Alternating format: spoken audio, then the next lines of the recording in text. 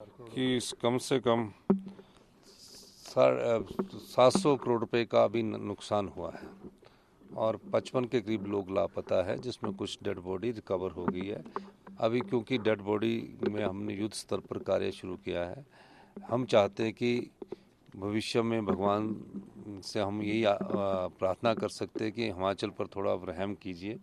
यही मैं कहना चाहता हूँ। धन्यवाद। धन्यवाद। शुरू से ही एनडीआरएफ, एसडीआरएफ, हिमाचल पुलिस के जवान और ऑफिसर्स और होमगार्ड और फायर के भी लगे हुए हैं, सभी मिलके कर रहे हैं और 47 पीपल आर स्टिल मिसिंग।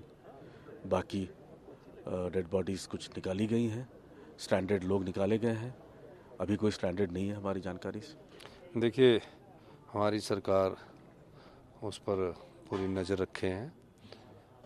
ये जब से आपदा आई है तकरीबन 8-9 बॉडीज़ को रिकवर कर लिया गया है, बाकी मिसिंग है।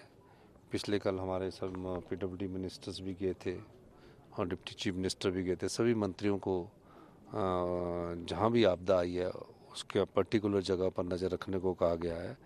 सड़कों को ठीक करने की बात हमने तुरंत प्रभाव से निर्देश दिए हैं और जहाँ बैली ब्रिज लगाने की ज़रूरत है वहाँ बैली ब्रिज 1-2 दिन में सभी जगहों पर पहुँच जाएंगे और अधिक बैली ब्रिज को भी हम खरीदने का प्रयास करेंगे। नहीं, पूरा इसमें हम प्रोसेस कर रहे हैं। पिछले कल तक जो है 193 रोड्स बंद थी, मगर वो स्थिति रोज़ बदलती रहती है क्योंकि रोज़ मलबा आता है, रोज़ उस पर काम चलता है, जेसीबी चलती है, पोकलेन मशीन चलती है और उसको साफ़ करने का काम किया जाता है।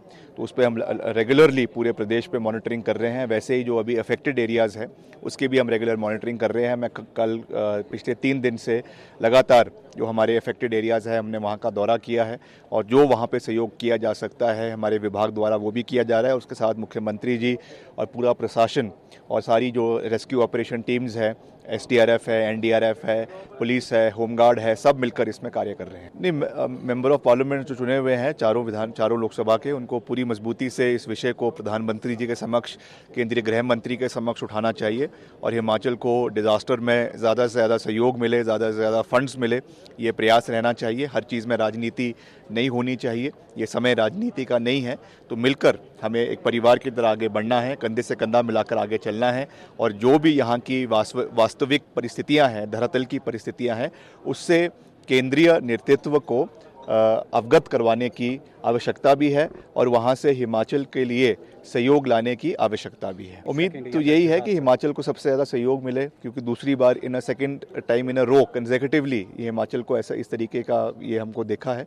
तो यही निवेदन है कि हिमाचल को पैकेज दिया जाए। जब अभी पीछे बजट आया, यूनियन बजट, उसमें भी नाम मात्र हिमाचल का नाम मेंशन था, मगर कितना सहयोग मिलेगा, किस फॉर्म में मिलेगा, उसके बारे में कोई भी जानकारी यूनियन बजट में नहीं दी गई थी। तो वो तो पिछली बारी की बात है।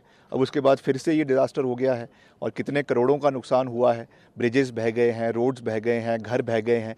तो मेरा तो यही निवेदन रहेगा आदरणीय अमित शाह जी से और प्रधानमंत्री मोदी जी से कि दिल खोलकर हिमाचल प्रदेश का सहयोग करें। उसके उस हिसाब से she should take up the issue, why should I tell her. हम अपना काम कर रहे हैं, हम अपनी मजबूती से कार्य कर रहे हैं। जहाँ तक हमारे डिपार्टमेंट की उनको बतौर सांसद आवश्यकता कहीं पर होगी तो वो हमसे बात कर सकती हैं और हम उनका पूरा सहयोग जो है मंडी संसदीय क्षेत्र के लिए करेंगे।